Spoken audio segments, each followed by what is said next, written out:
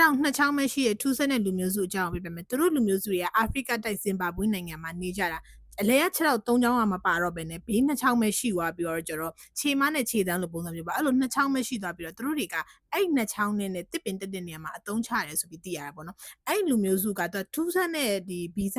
အဲ့လိုရှိနေတာသူတို့လူမျိုးစုထဲမှာပြီးတော့သူတို့ရဲ့မျိုးနွယ်စုခေါင်းဆောင်ကအပြင်လူတွေနဲ့ပေးပြီးတော့လက်မထက်တဲ့အတွက်ကြောင့်မလို့သူတို့ရဲ့ဒီမျိုးနွယ်စုထဲမှာပဲဒါတွေကကြက်ရှိနေတာပေါ့နော်အရန်ကိုထူးဆန်းတာမလို့သူတို့ဘယ်လိုမျိုးဖြစ်နေလဲဆိုတာအင်းတခြားပြဒီမျိုးနွယ်စုရဲ့နာမည်ကဒိုးမလို့ခေါ်တယ်ပဒိုးမပေါ့နော်တချို့ကလည်းဒိုးမလို့ခေါ်ပြီးတချို့ကလည်းဒီးမဆိုပြီးတော့ခေါ်ကြတယ်နောက်ထပ်သူတို့နာမည်ပြောင်းနဲ့စနောက်ပြီးခေါ်တာဘယ်လိုခေါ်လဲဆိုတော့ငှက်ကလအုပ်လူမျိုးခြေထောက်ရှိတဲ့လူမျိုးစုလို့လည်းခေါ်ကြရပေါ့နော်ခြေထောက်နှစ်ချောင်းနဲ့ရှိတဲ့လူမျိုးစုလို့လည်းခေါ်ကြရပေါ့အဲ့ဒီဟာကတကယ်တော့သူတို့ကယောဂတစ်မျိုးပေါ့နော်ကျမ်းမာရေးချုပ်ရမှုတစ်ခုပေါ့တယ်မလားအဲ့ဒါကို atrodactyl လို့ခေါ်တယ်သူကခြေထောက်ခြေပွားပုံစံကွဲဖြစ်နေတဲ့အခြေအနေမျိုးပေါ့တည်တယ်မလားအဲ့လိုအခြေအနေမျိုးရှိနေတဲ့လူမျိုးစုပေါ့နော်အဲ့ဒါကြောင့်မလို့သူတို့အဲ့လိုနာမည်ပြောင်းနေပေးပြီးတော့ကျတော့ခေါ်ကြတယ်သူတို့တွေကဒီအာဖရိကတိုက်မှာရှိဇင်ဘာဘွေမှာ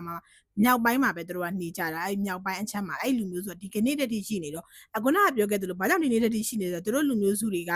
တခြားသူတွေနဲ့အိမ်အောင်မပြုတ်တဲ့အတွက်ကြောင့်မို့လို့သူတို့တွေက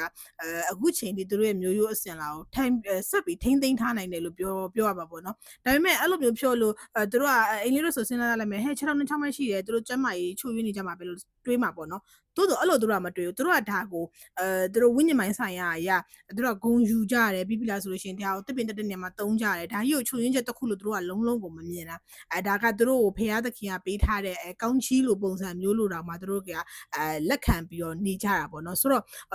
သူတို့စီမှာဒါကချုပ်ရင်းချက်တစ်ခုမဟုတ်နေဘူး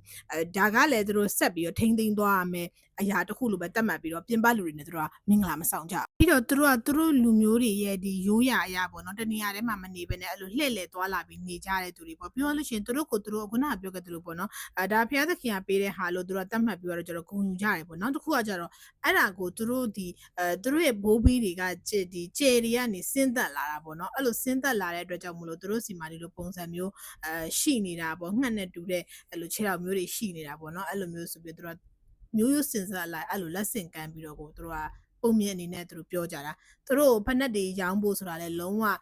မဖြစ်နိုင်တယ်လို့သူတို့ပြီးရင်ပြေးတာတို့ဘာလို့ကိစ္စမျိုးတွေမှာသူတို့တေချာမလုံနိုင်ဆိုတော့ကားမောင်းဖို့ဆိုလို့ရှင်တော့တော်တော်ဝေးသွားပြီကားဆိုလို့အိမ်လေးရန်ကုန်လက်စင်ရွှေငါးလေးတစ်စီးရောင်းကျင်တယ်သူက IRV grade ကိုမှဒီ 1G set turbo engine နဲ့ပေါ့နော်2001 model ကိုမှ 6G ဆိုတော့နံပါတ်ကအနှိမ့်ကြီးထဲမှာလည်းမပါဘူးကားကြည့်ကျင်တဲ့သူတွေကရန်ကုန်မြို့ထဲမှာတွားပြီးတော့ကားကြည့်လို့ရတယ်အိမ်လေးကိုပြထားတဲ့ဖုန်းနံပါတ်လေးကိုဆက်သွယ်ပြီးကားတော့ကြည့်လို့ရတယ်ပေါ့နော်ပြီးပြီလားဆိုလို့ရှိရင်ဈေးကလည်း986တေကိုမှနည်းနည်းပါအညှိနှိုင်းလေးရှိတယ်ပြီးတော့သူကအိမ်စီးကားလေးဆိုတော့အိမ်စီးကားလိုချင်တဲ့သူတွေပဲပြပြောင်းနေတာပဲတွားပြီးတော့စုံစမ်းလို့ရတယ်မြို့ထဲမှာကားတော့ကြည့်လို့ရတယ်ဒီနံပါတ်လေးကိုဆက်သွယ်ပြီးတော့ကားကြည့်လို့ရပါတယ်ဒီတော့လူမျိုးစုတွေအကြောင်းပြန်ဆက်ရမယ်ဆိုလို့ရှိရင်တို့ကတေးကြပေါက်ဖက်နဲ့လည်းစီးလို့မရတယ်လို့ကားလည်းမောင်းလို့မရပါဘူးတို့လူမျိုးစုတွေကနယ်လှည့်ပြီးသွာလာနေပြီး gypsy တွေလိုမျိုးပေါ့နော်နယ်လှည့်သွာလာနေပြီးတော့ကျတော့အဲ့ဒီဇင်ဘာဘွေနိုင်ငံမှာရှိတဲ့တို့မြစ်ဝမ်းဒေတာမှာဆိုလို့ရှိရင်ဖြန့်ကျက်ပြီးနေထိုင်ကြတယ်ပေါ့နော်ဆိုတော့စိတ်ဝင်စားတယ်ဆိုလို့ရှိရင် Google မှာသွားပြီးတော့ရှာကြည့်လိုက်ပေါ့နော်တချို့တွေအင်္ဂလိပ်ကိုမယုံဘူးမဟုတ်ဘူးလို့ရှောက်ပြီးပြောကြမှာဆိုတော့အားလုံးပဲတက်တာပဲ